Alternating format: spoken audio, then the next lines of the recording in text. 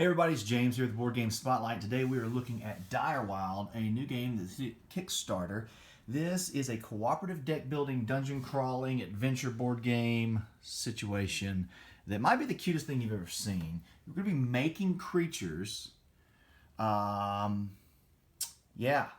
building style. So we've got this evil guy, Karn, who does not like us. He wants to hurt us. He is not a nice fellow. He is hunting us down with his minions. And we are these awesome adventurers. These are also double-sided. I have a two-player game set up here. And so you've got, of each clan, there are two different people that you could be. And they all have different abilities and special powers. And they use their magic to do all their awesomeness in the land. And we have enemy AI, and we have treasure cards, and there's a wound system. And there's abilities and advanced creatures to unlock, and look at that big stack of awesome creatures, and then that's the stack of advanced creatures and then cool abilities. Here's our board where we're going to be doing our adventuring. Has a really neat system for rage and how stamina works. So let me jump into a few things that will be important to know, and then I'll walk you through some of it. So here's some of our symbols. You've got charm. Charm is what we use to buy the creatures, just like a deck builder. There's the cost up there of each of these creatures. The attack is those little shred things. Your paws are your movement. The gems are your magic. These are hit effects. This is your rage. This is your poison. Poison will move your stamina meter down, and rage will move it up. And so what's cool is no matter what happens during a turn, let's say that you do something and you enrage the minion. At the beginning of each round, this always moves toward 0 one space.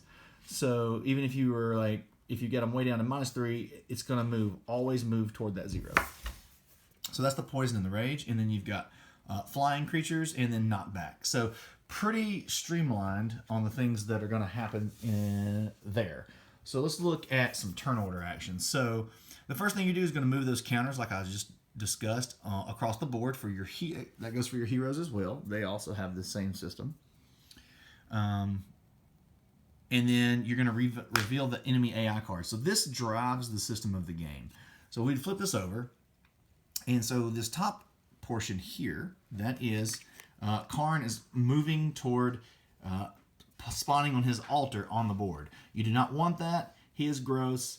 He will smash you. He will make it hard to win. The eyeball. The eyeball means that the earliest minion, they're in different levels and different slots. This is the earliest to the latest.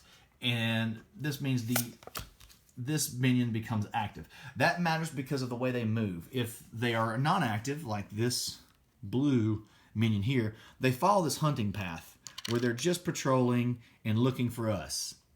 But if they're active, they will actively come after the nearest hero. And so currently we're in the staging area. We're not actually on the board yet. So, but that does still make him active. So now he will be active. When we get on the board, he will come get us.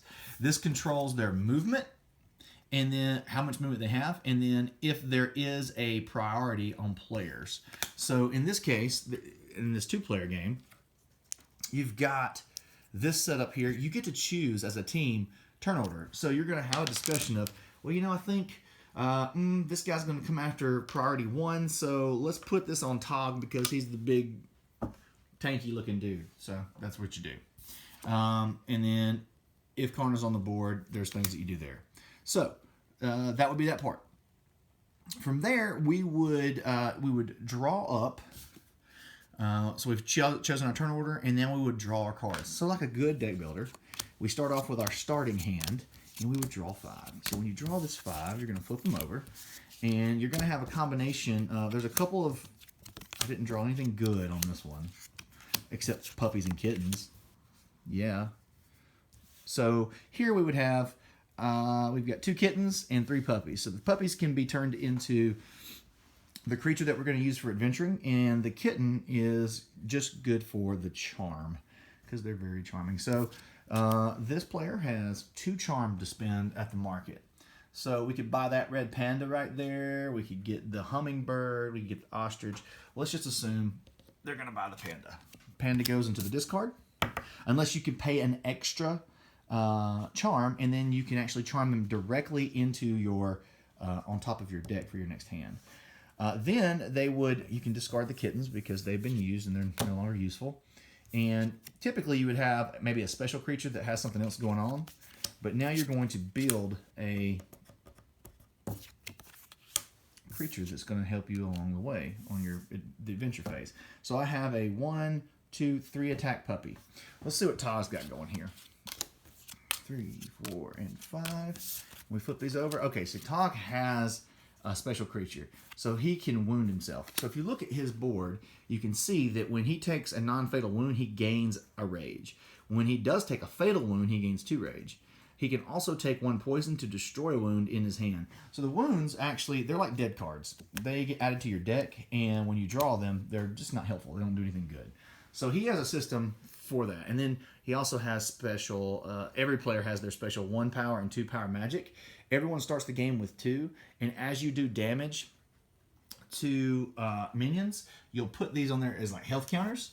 And when they're croaked, like this one has 3, this is returned back to you as active magic. So it's how you turn it back on. There's not a real good way, or I say real good way, it's very tight, very streamlined on the amount of magic that you get to use. So you're going to have to be very strategic in how you use your magic. So Tog here has 3 kittens and 1 pup. So he's actually got 4 buying power, so he can get something good. So this, actually, you get to see what's coming down and what's available. That badger's worth 5. Honey badger's worth 5. The other thing here is these things are locked, and you have to spin your charm to unlock them. So he has 4. So let's just, for the sake of seeing what's going on here, he could spend all 4 of his charm, 3 and 4, to unlock the advanced creature deck.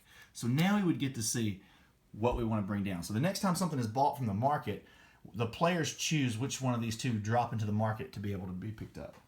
So over here, let's just say he did that. He would flip this around and build his creature. Now Tog has a rock stoat that has 3 damage to assist him. All right, so we've played all of our abilities. We've spent our charm. We've built creatures. Now we move, battle, and discard.